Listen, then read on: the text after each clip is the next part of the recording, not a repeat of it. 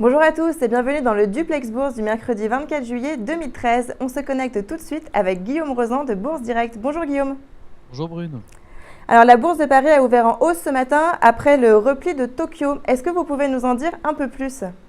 Oui, on a eu des très bons chiffres en provenance de l'Allemagne. Sur le secteur manufacturier, sur l'indice, on est à plus 50,30. Et sur le service des indices, sur l'indice des services, on est à 52,30. Donc on a l'impression que ça repart. En France également, sur le secteur manufacturier, on est au plus haut depuis 17 mois à 49,80. Donc on est toujours en deçà des 50 points, mais c'est quand même pas mal. Et sur les services, on est à 48,30. Voilà, donc ça en plus de la détente sur les taux espagnols et italiens, ça permet de voir un recul des inquiétudes en zone euro. Et actuellement, le CAC 40 est à 3954 et en hausse de 0,8, donc tout se passe bien. Alors dans ce contexte, quels sont les supports et résistances à surveiller aujourd'hui? Alors, pour la résistance, on va surveiller les 3980, éventuellement avec une extension à 4050, pourquoi pas. Et sinon, si on n'arrive pas à sauvegarder les 3940 en clôture, donc là, on invaliderait la tendance haussière actuelle, et pour éventuellement voir les 3920 et les 3890. Alors du côté des valeurs maintenant, Apple a surpris hier en annonçant un bénéfice net supérieur aux attentes. Alors quelles sont les conséquences sur le titre? Alors déjà, rappelons qu'après la mort de Steve Jobs, c'est vrai que ça a été un petit peu dur à gérer l'après Steve Jobs. Est-ce que Apple va pouvoir toujours innover? C'est vraiment ça le principal souci.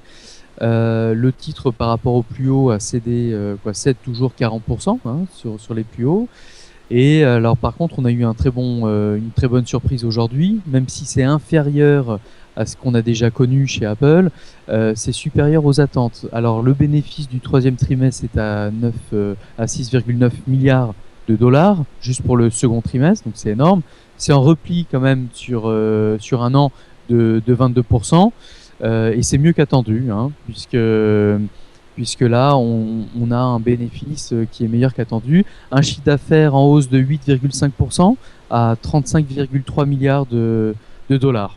Alors si on regarde un peu plus en détail, on voit que les iPhones, on a une vente de 31 milliards d'unités contre 26 en 2012. Et au dernier trimestre, donc au premier trimestre 2001, on était à 27,4 millions d'unités. Voilà. Et puis les iPads, là on constate quand même un repli. 14 millions ont été vendus contre 17 millions sur le même trimestre en 2012. Voilà. Alors aujourd'hui, Apple se bat contre Samsung et Apple a vraiment besoin d'innover. Ça pêche surtout en Asie. Puisque les sociétés là-bas ont vraiment besoin de faire appel à des solutions dites ouvertes. On sait qu'Apple aujourd'hui n'ouvre pas ses produits alors que Samsung, oui. Très bien. On parle d'Alstom maintenant. Le groupe a annoncé une baisse de 4% de son chiffre d'affaires au premier trimestre. Alors, est-ce que vous pouvez nous en dire un peu plus? Alors oui, déjà, on rappelle qu'en mai dernier, Alstom avait prévenu d'un profit warning. 42% du chiffre d'affaires se fait en Europe. Et comme vous le savez, en Europe, la situation n'est pas idyllique.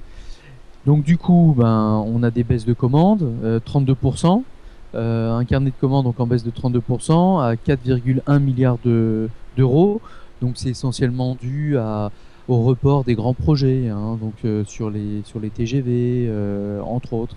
Voilà. Par contre, Alstom confirme sa marge opérationnelle qui sera de 8% en 2013.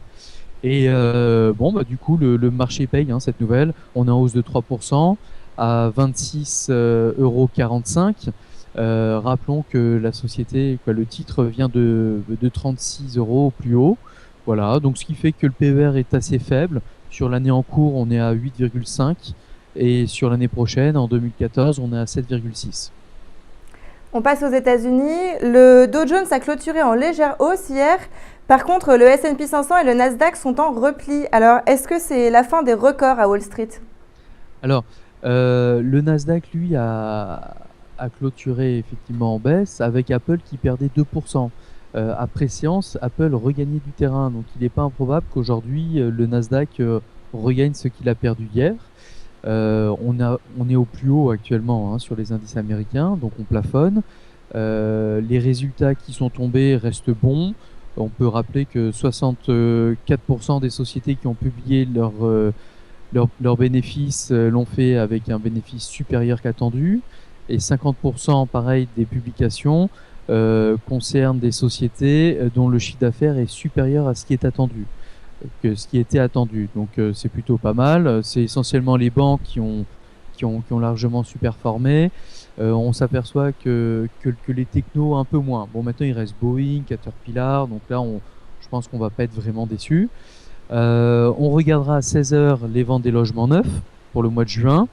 On s'attend à 481 000 attendus hein, contre 476 000. Voilà, donc on va surtout regarder ça tout à l'heure. Et théoriquement, ça ne devrait pas décevoir malgré les quelques signaux qu'on a eus dernièrement qui étaient un petit peu ralentis. Voilà. Eh bien, merci Guillaume pour toutes ces informations et on se retrouve pas demain mais vendredi pour un nouveau Duplex Bourse. Merci, au revoir Brune.